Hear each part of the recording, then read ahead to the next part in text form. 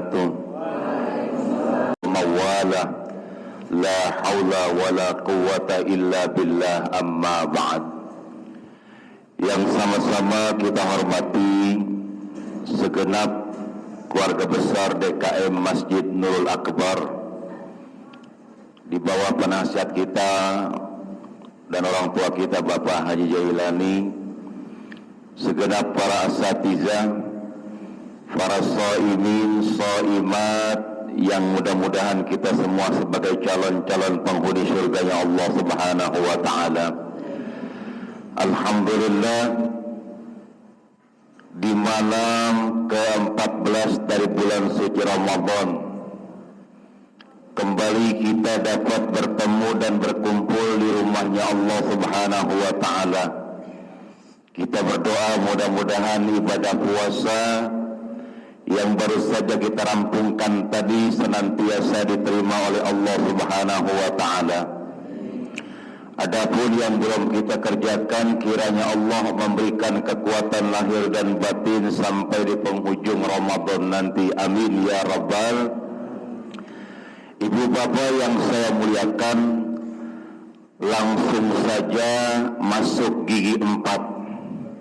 Ibu ya, Bu, masih puasa? Masih.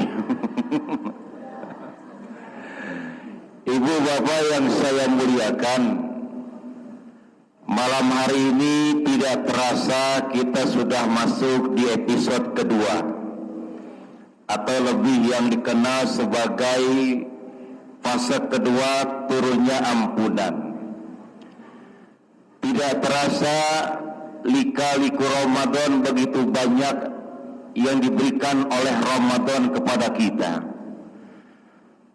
Pada kesempatan yang cukup singkat ini, satu saja kurikulum Ramadan yang akan saya sampaikan pada kesempatan yang cukup singkat ini. Apa itu? Ramadan memberikan satu pelajaran, tempat di mana kita ditempa oleh Allah, tempat di mana kita kembali belajar tentang nilai-nilai karakter manusia di hadapan Allah, bahkan memberikan satu kekalangan waktu dalam diri kita. Makanya di dalam agama kita, ibu bapak, ibadah itu macam-macam. Ada ibadah yang berat, modalnya besar. Ada ibadah yang berat, modalnya ringan, dan ada pula ibadah yang ringan, modalnya ringan. Apa itu ibadah yang berat, modalnya berat? Ibadah yang berat, modalnya banyak. Seperti apa? Membangun masjid. Bangun masjid sangat berat, tapi mudah untuk dilaksanakan, tapi sulit untuk memakmurkannya. Siapa yang memakmurkan masjid? Ini kita. Kita sebagai hamba Allah yang harus bisa memakmurkan masjid, bukan selama 1 bulan penuh di bulan suci Ramadan. Ini saja wajah-wajah Ramadan udah berubah. Benar? Iya. Sudah banyak aktivitas umat yang harusnya berada di dalam masjid, sekarang aktivitasnya pindah. Ada yang persiapan ngepak-ngepak koper. Buat apaan? Pulang kampung. Ada yang persiapannya sekarang aktivitasnya di mana? Di mall, di kafe. Betul. Ini wajah-wajah kurikulum Ramadan. Kita jangan terpengaruh dengan hal-hal yang seperti itu. Makanya kita bersyukur ibu bapak, Allah masih panjangkan umur. Ada yang tahu gak besok pagi kita bisa ketemu dengan Ramadan lagi? Ada yang bisa jamin?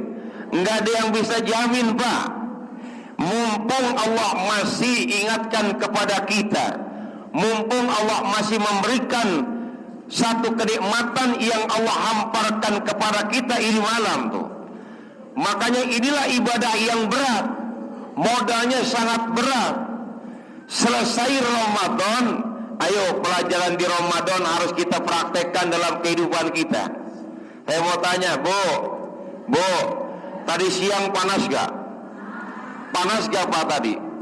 Adik-adik, tadi panas gak? Oh, panasnya luar biasa tuh. Tapi bagi orang-orang yang beriman, panasnya cuma begitu doang Pak Ustadz, entar juga hilang. Kenapa? Jawabannya karena ada iman. Panas yang menyengat badan, haus yang melilit tenggorokan, lapar yang sangat luar biasa. Panas di dunia saat kita berpuasa nikmat, tapi lebih nikmat nanti ketika nanti kita di penghujung terakhir, kita di alam kubur. Ini puasa yang kita kerjakan akan menjadikan bukti nyata kita masuk di dalam bab royan, masuk di dalam taman surganya Allah Subhanahu wa taala. Makanya pahala yang paling besar, ibu bapak mohon maaf, saya katakan pahala yang paling besar ibu-ibu dah. Ibu ya, kalau bapak-bapak mungkin standar lah, tapi kalau pahalanya kaum ibu, masya Allah. Kenapa? Karena 1 bulan penuh ibu mengayomi, melayani kehidupan rumah tangga, dari suami, anak, cucu, mantu, kumpul di situ semua. Tuh ibu-ibu tuh, ibu ya, lihat tak ibu-ibu Pak, mohon maaf, kalau lagi buka puasa diingat ntar malam sahur sama apaan ya tuh. Ya kalau laki mending, kalau laki nggak bakal mikirin yang kayak gitu-gituan, dia taunya ada aja dah tuh. Lagi sahur ingat besok buka puasa maafan ya. Lagi sahur itu lagi yang keluar mie goreng sama yang sama telur dadar. Iya, tuh kaum ibu hebatnya tuh. Makanya tadi selepas sholat asar, masalah kaum ibu lihat dah. Selesai dia mandi, selesai sholat asar, nyiapin dah tuh, ngapain? Yang manasin motor Scoopy tuh. Ngapain Pak Ustadz? Muter cari takjil. Makanya Bu, saya pesan kalau naik motor ngesen kanan, jangan belok ke kiri, awas tuh. Udah banyak kejadian tuh. Emang kenapa Ustadz? Saya sendiri korbannya. Ada ibu-ibu naik motor ngesen kanan, belok ke kiri, ya Allah, saya kehajar habis-habisan tuh. Saya ngomong sekali, ibu-ibu 20 kali, masya Allah tuh. Ibu-ibu lihat tak, selesai dia pulang Pak, lihat dikumpul sama keluarganya tuh. Makanya Ramadan bulannya keluarga, Ramadan bulannya tetangga, bulannya keluarga kumpul tuh. Yang nggak biasanya kumpul, yang jauh jadi dekat, benar. Yang pahit jadi manis, semuanya kumpul tuh. Suami pulang biasa jam 8 malam, lihat jam 5 udah jodok di rumah. Kumpul semuanya tuh, anak mantu, masya Allah, jam 6 kurang 10, lihat, masya Allah, lihat. Ya, anak pada berebut remote, yang satu pengen Antv, yang satu Indosiar, yang satu Antv ya lagi. Bapaknya teriak, jangan Antv, kok bisa TV-One. Emang nama Pak? Azan maghribnya cepetan dikit, begitu. Lihat ketika beduk di tabu azan kumandang. Oh, lihat orang-orang yang beriman, wajahnya bagaimana saat dia berbuka puasa. Ia tersenyum bahagia. Kenapa? Karena 13 jam ia menahan lapar dan haus sangat luar biasa. Selesai buka puasa Pak, masya Allah. Kalau kita kaum laki langsung tuh salat maghrib, lanjutin lagi dah tuh. Kekenyangan belonjor di pojokan kayak ular kadut, lilit aja dah tuh. Mengerokok dah tuh, rokoknya jisamsu, jiwa sampai surga. Kalau bapak-bapak yang tuan dikit, jinggo, jiwa goncang, masya Allah. Oh udah dah tuh kaum ibu enggak tuh, yang ngatin apa? Cucian piring yang kotor, dicuciin dah tuh dikit disaling ngobrol. Tiba-tiba udah jam 7 lewat. Ngapain? Persiapan mau berangkat ke Masjidil Akbar. Ibu-ibu orangnya belum datang, mau kena udah sampai. Bener. Anaknya pulang, ditanya, yang imam siapa nih? Ya mak, malam ini yang imam lama banget dah tuh, gimana? Udah mak jangan terawih, kelamaan, capek. Udah ibu berangkat dah tuh. Berangkat ke masjid, masalah masih ada waktu 7 menit, dia belonjor ibu-ibu sambil ngerutin kaki, di ngobrol sama temannya. Gue capek banget, iya muriang banget kaki gue ini, masya Allah tuh. Di ngomong tuh, ngobrol aja tuh mama tuh. Selesai di sholat taraweh, dia pulang Pak. Dia pulang ngapain? Nerusin cucian piring tuh. Kalau kita enggak, kesap-kesip tidur depan TV. Bukannya TV nonton kita tuh, ya kan? Harusnya kita nonton TV nonton kita tuh. Udah ibu-ibu, ya habis ngapain dah tuh? Dimakan, dimikir, iya belum ngupasin bawang sama cabai, dikupasin dah tuh buat tar malam sahur. Itu laki udah tidur, bersih di depan TV kayak topo basah. Kalau Jam 10 mak tidur atau jam setengah 2 udah bangun tahajud tuh. Saking tahajudnya enak, Masya Allah, dilihatin dah tuh masih pada tidur. Jam 2 lewat udah mulai ramai. Siapa? Nih pasukan Bodreksin, lihat. Diteriak dah tuh, bangunin sahur, diomelin. Nggak dibangunin, ayo bangun, ayo bangun, ayo kita bangun. Antepin aja bang, jangan diomelin dulu aja bang. Yarin aja, nih dia bakal jadi pemimpin nih di Masjid Nurul Akbar. Yarin aja udah tuh. Makanya adik-adik kalau bangun sahur, ya pintu orang jangan digebuk-gebuk ya. Ya, tuh lihat tuh 2:30 udah bangun sahur dah tuh. Ya Allah bu, minyak goreng katanya mau naik ya. Ujian dah tuh, ada ibu-ibu megang minyak goreng di sambil nyanyi tuh malam-malam. Terlalu mahal, harus ku bayar kecuranganmu dengan air mata, dengan air mata. Laki bangun, ya Allah bini gua gila tuh. Lihat sahur bareng-bareng selesai dah tuh jam 4, mulai dah tuh pada berangkat ke masjid. Pulang dari masjid, ya Allah emak-emak, ibu-ibu pada mau istirahat nggak jadi pak, ngelihat apa cucian pada numpuk tuh. Benar, rendem pak, pakai rinso nggak ada pakai daya, lupakan yang lain, iklan lagi masuk tuh. Udah habis dicuci, jangan ya dicuci dijemurin. Jam 10 pada selesai dia tidur tuh ibu-ibu. Jam 2 udah bangun, mikirin apa? Mikirin ntar buka puasa sama apaan. Ya Allah, makanya saya katakan kepada kaum bapak, kalau bini 10 hari ya mau lebaran minta THR, kasih tuh. Kenapa? Ntar di ngomong tuh sama laki tuh bang, tetangga kita bang dari Ramayana pulang naik motor bawa tentengan tulisan Ramayana, kantongnya merah bang. Tuh bang, kita kapan bang? Laki ngomong, ya Allah neng, emang laki cuma jadi imam masjid doang. Sampai gini hari DKM belum ngasih bayaran. Ya Allah udah capek banget. Nah, kapan tahu DKM, tahu kapan DKM tahu dah tuh. Nggak tahu DKM masjid mana ya. Udah tuh, kenapa nih kadang-kadang empok juga sih, kenapa banyak imam 10 terakhir puasa, 10 terakhir Ramadan mau lebaran, banyak imam baca surat salah semuanya tuh. Keder gara-gara empok, kenapa? Karena laki mikirin THR.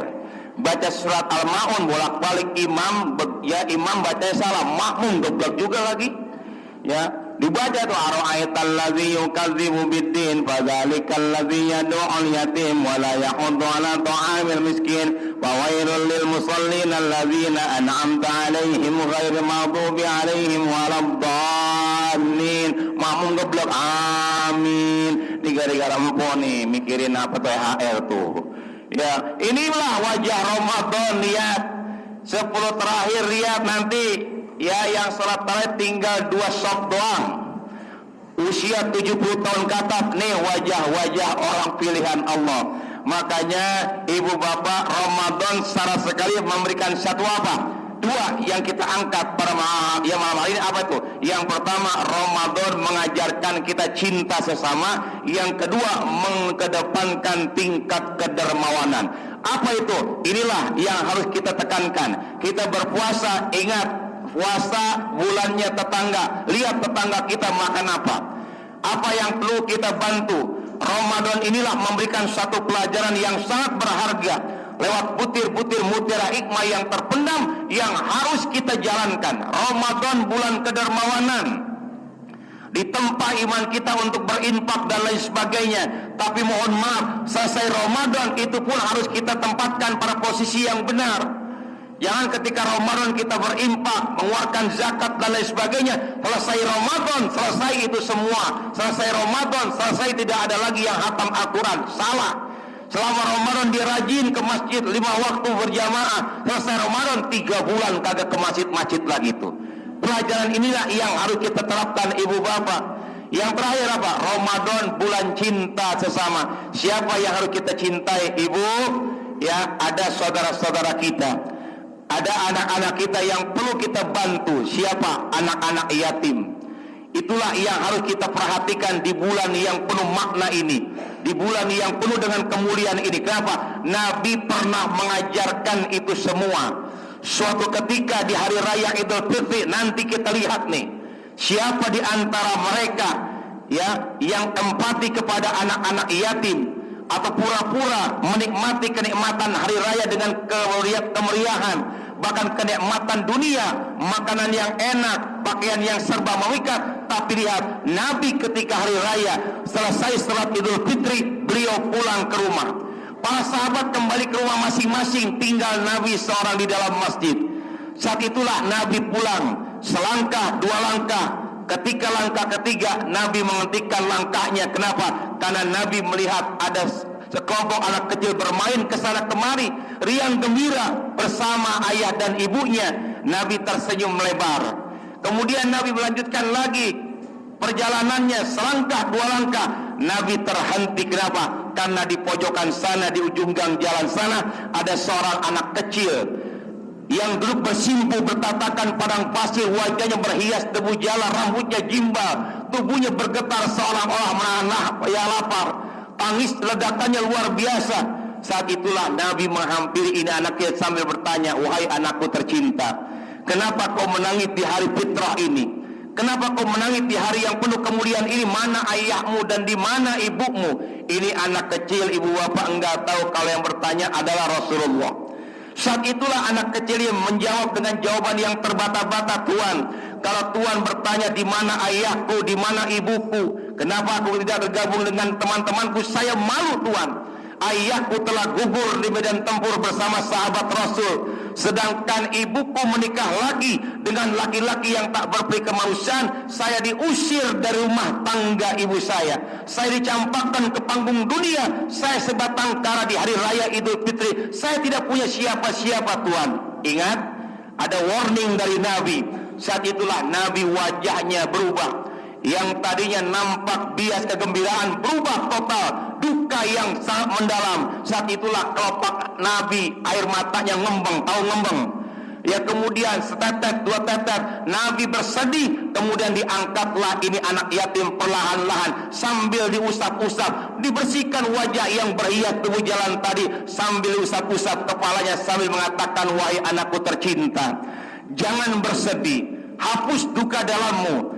Kau anggaplah Aisyah sebagai ibumu, Ali sebagai pamanmu, Fatimah sebagai kakak tercintamu, Hasan dan Husain sebagai saudara-saudarakimu." Ketika nama ini disebut satu persatu oleh Nabi, ini anak kecil matanya terbelalak. Saat itulah dipeluk erat badan Nabi, "Ya Rasul, ternyata engkaulah orang yang aku cintai. Ternyata engkaulah orang dari pertama tadi." Ternyata Nabi Muhammad sallallahu alaihi. Apakah Nabi mencampakkan orang ini? Tidak. Saat itulah Nabi ajak pulang. Sampai di rumah disambut oleh ibunda Aisyah, bukan disambit.